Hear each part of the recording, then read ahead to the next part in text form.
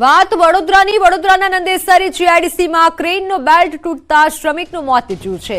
સુદકેમી કંપનીમાં ભારે ટેન્ક લઈ જવાતા સમયે બેલ્ટ તૂટ્યું।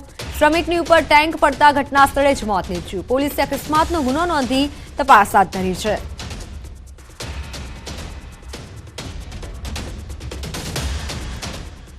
ભિલોડાના ખુમાપુર ગામમાં બની રહેલા 220 કેવી સબસ્ટેશનનો ગ્રામજનોએ વિરોધ નોંધાવ્યો। કંપની પોલીસના કાફલા સાથે કામગીરી કરવા પહોંચી ત્યારે ગ્રામજનો એકત્ર થઈ ગયા અને વિરોધ દર્શાવ્યો। જોકે પોલીસ કાફલાએ સ્થાનિકોને રોક્યો હતો। ખુમાપુર ગામમાં જેટકો કંપની સબસ્ટેશન બનાવી રહી છે ત્યારે ગ્રામજનો છેલ્લા ઘણા સમયથી તેનો વિરોધ નોંધાવી રહ્યા છે।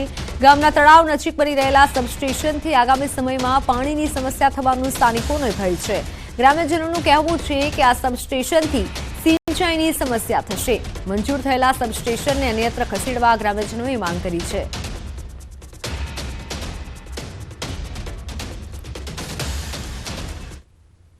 વિરોધ એટલા માટે કરી રહ્યા છે સાહેબ કે આ પ્રાણ પ્રશ્ન છે અમારા પાણીનો, અને પાણી ના હોય તો અમે ખેતી અમારી થાય એવી જ નથી।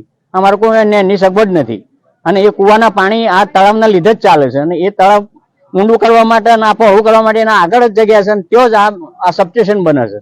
તો સબસ્ટેશન બનાવવામાં ગમે તે અધિકારીઓ આમાં સંડોવાયેલા હોય એનો અમારો વિરોધ છે। આ જે સબસ્ટેશન બનાવવામાં આવી રહ્યું છે તેમાં અમારા દલિત ભાઈઓનો ઘર નજીક છે અને અમને ખૂબ જ નડતર રૂપ છે, બરોબર।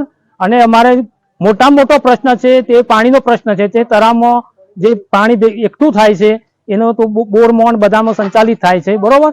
એટલે અમારો સખત વિરોધ છે, અને તેમ છતાં આ કર્મચારીઓ અમે માનતા નથી। આ તળાવમાં જેટકો જે કંપની બની રહી છે એના માટે અમે સખત વિરોધ કરેલો છે, અને અહીંયા ઝાડ પણ પરિપક્વ થયો નથી। ફોરેસ્ટ ખાતાને આપેલો છે, અને ફોરેસ્ટ ખાતા કે એવું કેવું થાય છે 15 વર્ષ સિવાય તમે વેચાણ ના કરી શકો। તો આ જેટકોરાનો નાશ કરવા માટે આવેલા છે, અને અમે અત્યારે હાલ એનો વિરોધ ચાલી રહ્યો છે। વિરોધ કરશું અને વિરોધ કરતા રહીશું। તો નવસારી હાઈવે પાસે વિચિત્ર અકસ્માત થયો। અમદાવાદ તરફ જતા ટ્રેલરને અકસ્માત નડ્યો છે। એંધલ ગામ પાસેથી પસાર થતા ટ્રેલર આગળ ચાલતા ટક્કર મારી। ટક્કર અકસ્માતમાં ટ્રેલરનો ચાલક કેબિનમાં ફસાયો, જ્યારે સ્થાનિકોએ જહેમત ઉઠાવી કેબિન કાપી ડ્રાઈવરને બહાર કાઢ્યો। સદનસીબે તેનો જીવ બચી ગયો છે। અકસ્માત થતા હાઈવે ઉપર ટ્રાફિક જામના દ્રશ્યો સર્જાયા।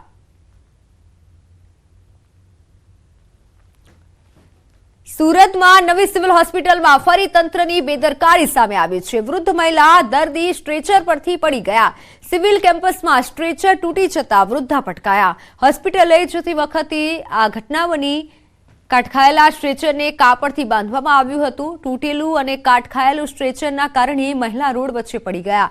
પરિવારના સભ્યો સ્ટ્રેચર પર તેને લઈ હોસ્પિટલ જઈ રહ્યા હતા, અને તે વખતે હોસ્પિટલ સ્ટાફના કોઈ વ્યક્તિ પણ તેમની સાથે નહોતા। મહિલાના બંને પગ સ્ટ્રેચર પર હતા અને બંને પગ ફ્રેક્ચર પણ હતા, તેથી સ્થિતિ કફોડી બની હતી।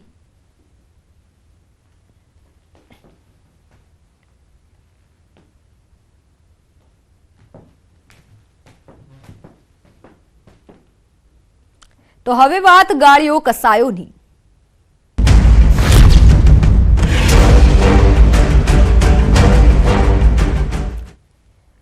આપના ધારાસભ્ય ચેતર વસાવાના 3 દિવસના રિમાન્ડ મંજૂર કરવામાં આવ્યા છે। ધારાસભ્યએ કોઈ પણ તકલીફ ન પડે તેવા સૂચન સાથે કોર્ટે આ રિમાન્ડ મંજૂર કર્યા છે। ચેતર વસાવાને આજે કોર્ટમાં રજૂ કરાયા હતા। ડેડિયાપાડામાં વનકર્મી પર હુમલો અને ફાયરિંગના કેસમાં આત્મસમર્પણ કર્યું હતું।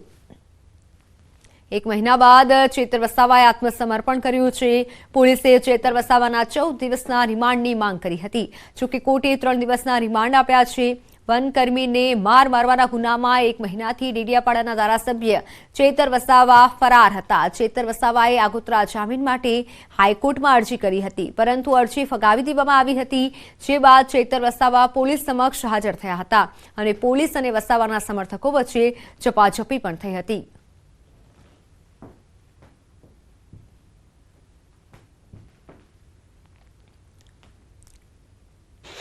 આ પોલીસના રિમાન્ડની માંગણીની સામે માનનીય ધારાસભ્ય ચૈતરભાઈ વસાવા તરફથી વકીલ તરીકે અમોએ પક્ષ રાખ્યો, અને બંને પક્ષની દલીલો સાંભળ્યા પછી નામદાર ડેડિયાપાડા કોર્ટે 18 તારીખે બપોરે 12 વાગ્યા સુધીના રિમાન્ડ મંજૂર કર્યા છે।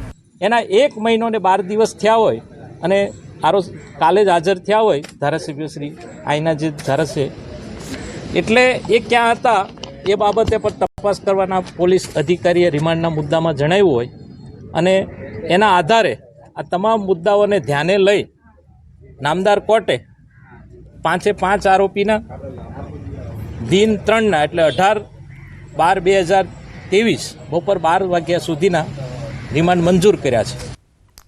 તો સુરત એરપોર્ટનું પીએમ મોદી કરશે ઉદ્ઘાટન. 17મી ડિસેમ્બરે પીએમ બનશે સુરતના મહેમાન. નવા ટર્મિનલ બિલ્ડિંગનું કરાશે ઉદ્ઘાટન.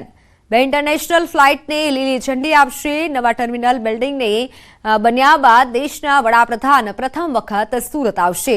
ટર્મિનલ બિલ્ડિંગના ઉદ્ઘાટન સાથે સુરત એરપોર્ટને ઇન્ટરનેશનલ એરપોર્ટનો દરજ્જો મળે તેવી શક્યતાઓ છે.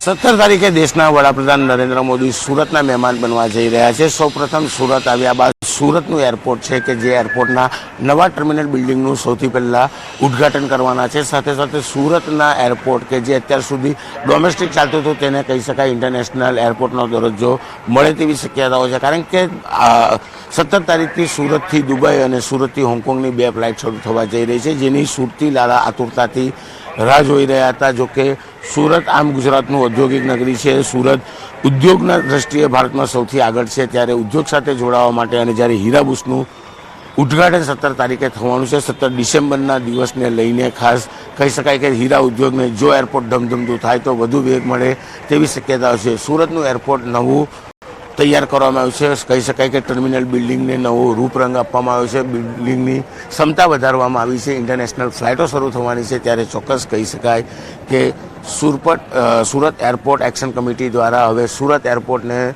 દેશના વડાપ્રધાન નરેન્દ્ર મોદી એરપોર્ટની નામ આપવા માટેની માંગ કરવામાં આવી છે. દ્રશ્ય સીધા જોઈ શકાય છે કે સુરત એરપોર્ટ પર એક સમય હતો કે એક ફ્લાઇટ નથી, પણ ધીરે ધીરે જે રીતે ફ્લાઇટની સંખ્યા વધી છે અને હવે કહી શકાય કે એક ઇન્ટરનેશનલ ફ્લાઇટ બાદ હવે 2 ઇન્ટરનેશનલ ફ્લાઇટો 17 તારીખથી મળવાની છે. એટલે કે નવી ફ્લાઇટના કહી શકાય કે ગ્રીન ઝંડી સાથે ટર્મિનલ બિલ્ડિંગનું પણ ઉદ્ઘાટન દેશના વડાપ્રધાન કરવાના છે.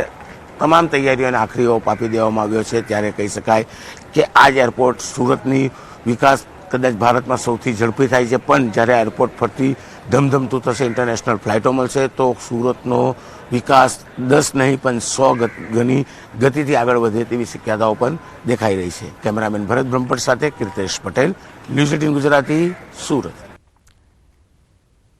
તો બીજી તરફ સુરત એરપોર્ટનું નામ બદલવા માટે માંગ કરવામાં આવી છે. સુરત એરપોર્ટ એક્શન કમિટીએ પત્ર લખ્યો. નરેન્દ્ર મોદી ઇન્ટરનેશનલ એરપોર્ટ નામ કરવા માટે માંગ કરાઈ છે. નરેન્દ્ર મોદી પીએમ બન્યા, એરપોર્ટનો વિકાસ થયો. 2018માં પણ નામ માટે માંગ કરાઈ હતી.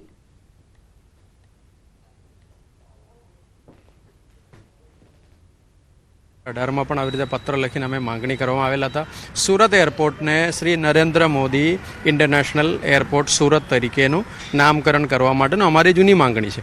કારણ કે હાલમાં અત્યારે જે કંઈ વિકાસ જે થયું છે એ વડાપ્રધાન નરેન્દ્ર મોદી સેન્ટ્રલમાં આવ્યા પછી જે વિકાસ થયું છે અને એના પહેલાંનું જે કંઈ આપણે ફ્લાઇટોનું સરખામણી કરવા જાય તો બહુ ઓછી હતી. એની જગ્યાએ અત્યારે તો ઘણા બધા મલ્ટિપલમાં અત્યારે ફ્લાઇટો ચાલુ થયું છે.